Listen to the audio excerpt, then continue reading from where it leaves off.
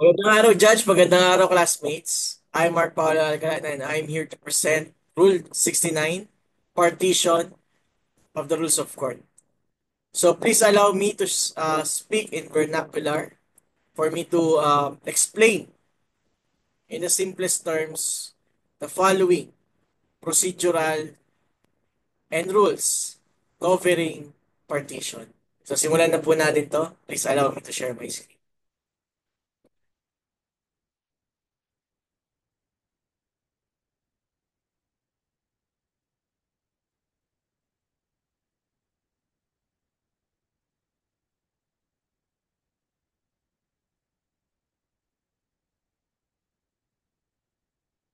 Okay. So Rule 69, Partition. The content of this report are as follows po. We will talk about the nature and concept covering partition, the statutory basis and procedure under Rule 69, relevant considerations in remedial law and civil procedure, and selected ethical considerations in partition cases. Relevant cases, case digest po, and then I will be sending during this report in our uh, in our group chat the sample forms essential for the processing of and commissioning of partition. Okay, let's start. So the nature and concept. Now, the Oxford Dictionary po is define niya ang partition as basically divided into parts. That's the simplest explanation there is. But when we talk about when we look on Black's Law Dictionary, it's basically the dividing of lands held by joint tenants, co-parceners, or tenants in common into distinct portions so that they may hold them in severalty. And in the legal perspective, so since we're talking about procedures, the civil procedure, it's basically a process. Partition is a process by which co-owners or co-heirs divide among themselves property that they own in common so that they each will own his or her respective share in severalty. And finally, in a decided case, and actually in the definition from the civil code, partition is the division of a thing held in common among those to whom it may belong. So it's basically division of property. No?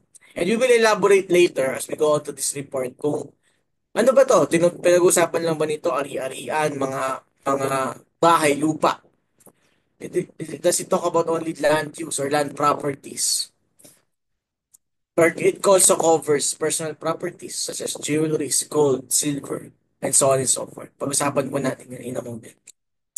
Now, when partition is available, by the way po, allow me to write in the slide from time to time. So, by virtue of co-ownership. So, dito rin papasok po yung mga co-heirs, mga tagapagmana, intestate po. So, under the civil code, let me summarize po this uh, quote unquote no. No co-owner shall be obliged uh, to remain in the co-ownership. Each co-owner may demand partition anytime unless otherwise stated in an agreement. Tama po ba 'yon? So, hindi ka pwedeng hindi ma-compel to acquire a property that is co-owned by you. Okay po? And as I said earlier, by virtue of inheritance, co-heirs to an intestate may opt to participate for partition to distribute the estate's real and personal properties. So, ayan, nabanggit ko na rin po na how it will cover personal properties also. Okay? So, what's the nature of partition or how can we what's the procedural approach for partition? So an action for partition is generally an action in personam affecting the party's rights to a piece of property.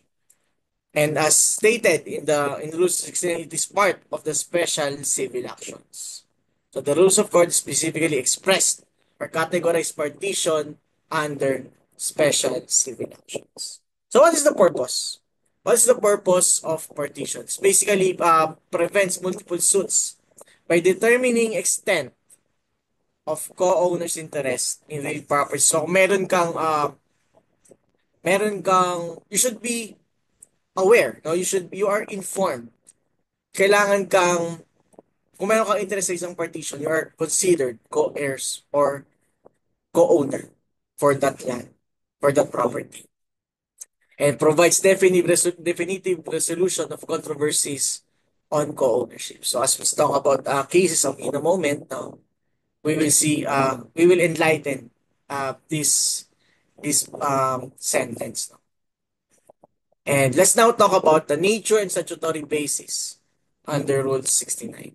And as I said, the scope deals with real estate, with properties, no? With land, ari-arian, pamamahay. But the provisions are also relevant and also considered under Rules, Section 6. Provisions relevant to personal is also covering personal property and other matters incidental or in the purpose of partition. Okay?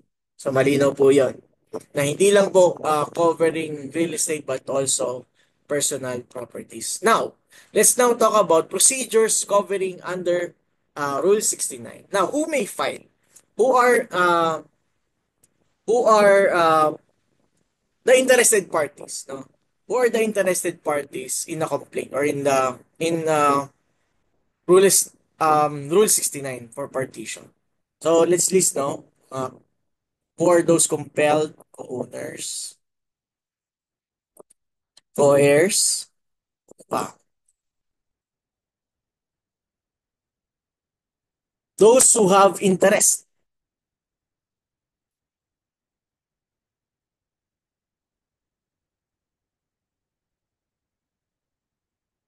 or meron silang claim, no?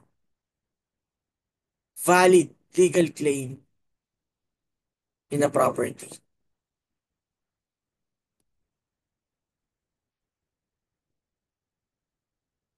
Yeah. Now, what are the allegations in a complaint? What are the allegations that may be covered from complaints on partition? Okay, tignan natin. Okay, wait natin. So, plaintiffs, interest, property, co-owners or other parties interested,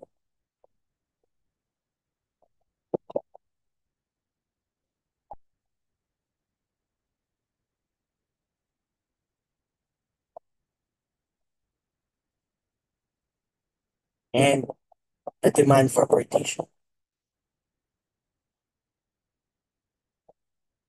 Ito yung very pinaka 1 and 3. Actually, lahat. So, these are the common.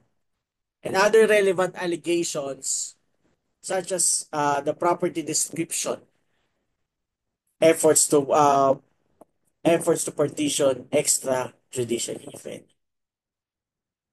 And others, later then pag-usapan po natin yung mga valuation po, no? Valuation of properties. So, the order for partition and parties, partition by agreement is after the complaint is filed and defendants are properly served, the court will examine if the plaintiff is indeed entitled to partition.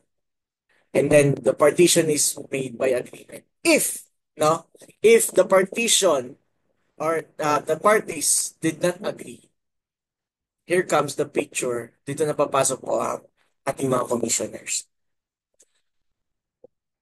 So, who are the commissioners? So, sila po yung ina-assign ng courts. So, without proper bias, no? Wala silang bias for each party. There's neutral parties itong ating mga commissioners to make partition when parties fail to agree. So they shall be appointed, no, and be approved by the parties, and they have the legal capacity as we have the proper qualification and duties as ordered by the court. No? So hindi lang basta-basta na appoint ito. Same with ano, no? Same with the concept of arbitration and mediation. Di lang basta kukuha ka lang dyan sa kanto ng kung sino man. Or ng anyone who can be a commissioner. But then someone who with the proper qualification and duties who can be commissioned the actual partition of the case or the property. Okay. Excellent. So, Section 4, assignment or sale of real estate by commissioners. If actual physical division is feasible, um,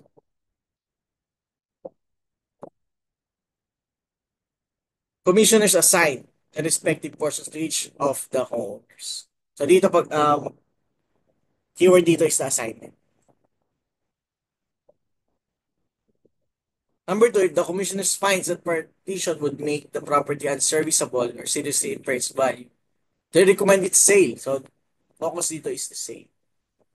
And finally, assignment. Commissioner dito is for the valuation. The key here is valuation. So this covers no hindi lang basta-basta ng mga lawyers but those who are expert in the real estate, no, real estate management, yung mga brokers, no, real estate appraisers, and mga engineers such as geodetic engineers and surveyors. So mga people expert when it comes to marking of lands. Ayan. So yeah, so we have the a glimpse no what are the qualifications necessary for these commissioners. So ito yung mga task. Now, hindi lang din basta i-assist nila for assignment, for valuation, for sales, no? But also they are required to produce a report. No? So the commissioners will submit a written report to the court detailing their findings and recommendations, which is also can be objected. And then meron tayong ano, no, time limit, usually covered in 10 days. So, completed 10 days. So the court either approves the report if it is just and equitable and hindi naman uh, impartial ang naging result, no? And once approved, the court renders judgment in accordance with the report as may be modified. So this judgment becomes final unless objected. Okay. And as I said earlier, in Section 6, it is mainly focuses on personal property. If the nature of the personal property is such that a simple physical partition or distribution is feasible, the court may order it. Otherwise, the personal property can be sold and the proceeds divided accordingly. Um, and when it comes to prescription of partition, it is expressly recognized that the co-owner's right to demand partition does not prescribe. Mahalaga po yun, no? Ako, as I said earlier, the law the law states na that is a right. No, hindi mawawala sa iyo yung right na yun when you are a co-owner of a property unless otherwise stated. No? However, if a co-owner is openly and adversely occupying the property, the co-ownership may be deemed terminated by prescription if the other co-owners fail to assert their rights within statutory period for acquisitive prescription. Okay? So, some considerations in our subject. Now, jurisdiction. As amended, when we talk about the jurisdiction, syempre, jurisdiction where the property is situated. But when it comes to the valuation, there are let me cite this one. So according to yan, let me read from the book of Dinriano.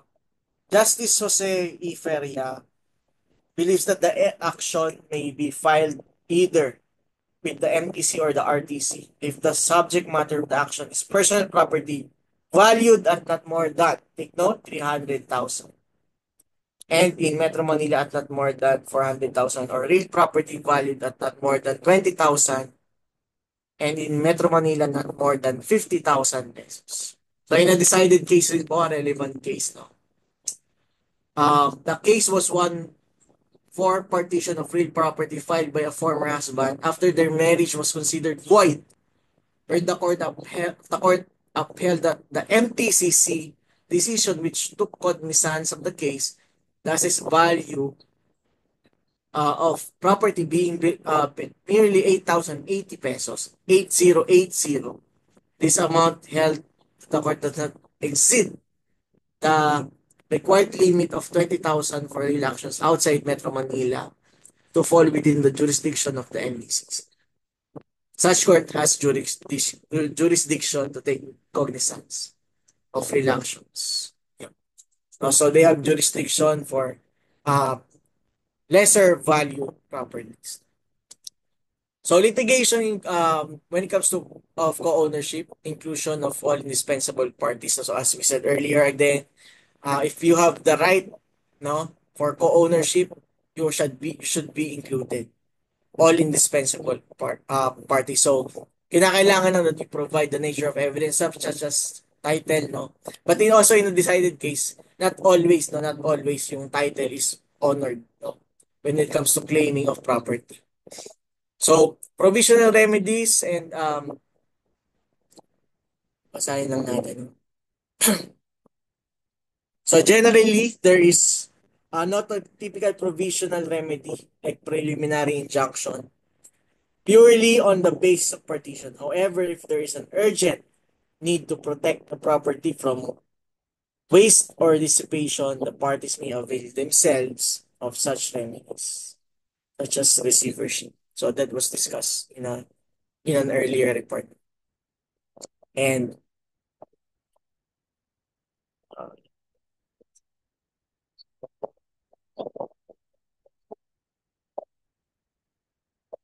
okay,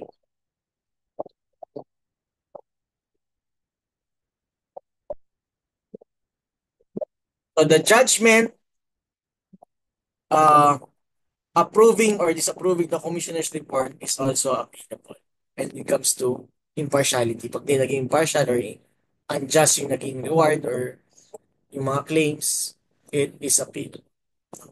Interlocutory matters like appointment of commissioners are generally not appealable until final judgment.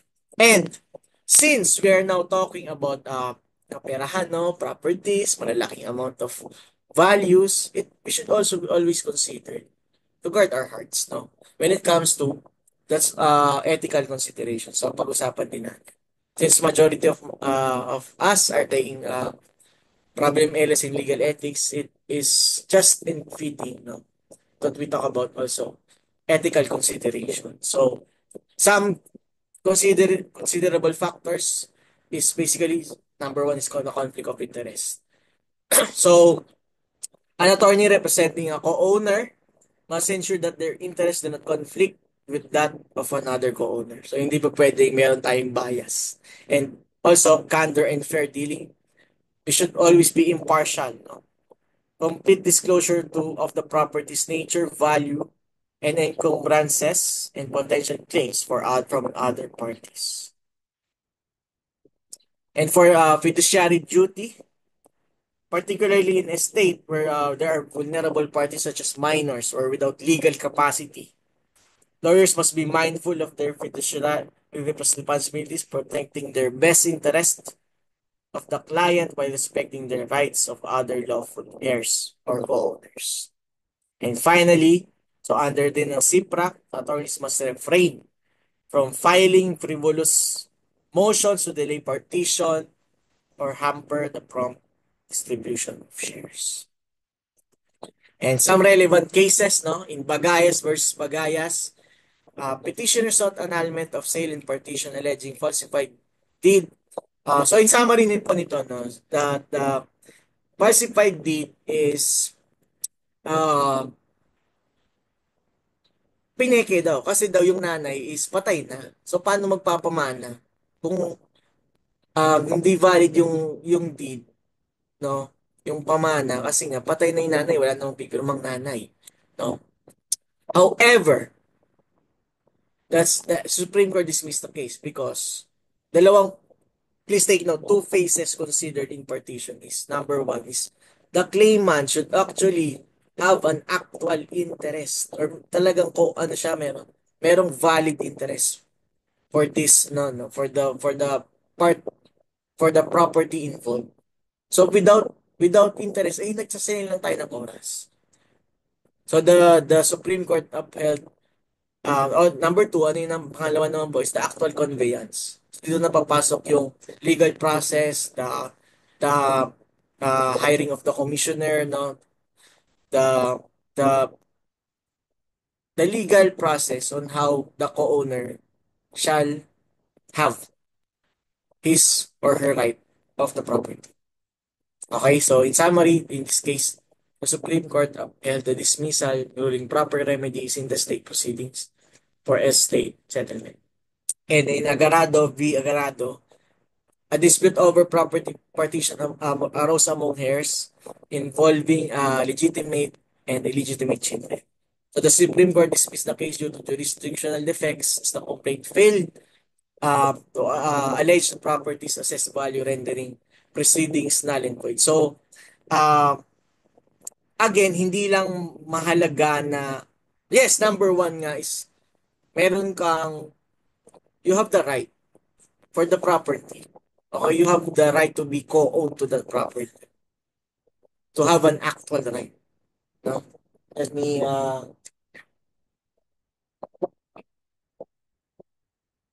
let me cite in verbatim po no para madala natin. The first phase of partition suit is taken up with the determination of whether or not a co-ownership in fact exists. So how can you validate na meron kang existing co-ownership kung hindi mo nga maalam yung properties assessed value? So dito po yun. So, the proceedings is considered null. Yun. So, I will be sending po yung mga sample forms that is essential to this report. And with that, I'm summarizing my report that Rule 69 in a partition uh, is basically, what do you call this? Essential no, for us to, whenever you want to be a practitioner from land title, yan, mga subjects natin na from property, and so on and so forth. That partition is a matter of right and among co-owners or co-heirs, subject to the limited exceptions of by law. And the Rule 69 prescribes a step-by-step procedure for judicial partition. And finally, that ethical considerations is involved in revolving around we should avoid conflicts of interest, ensuring full disclosure, and preventing dilatory uh, practices. So, yun lang po. That is my report. I hope you learned something. God bless you all. See you when I see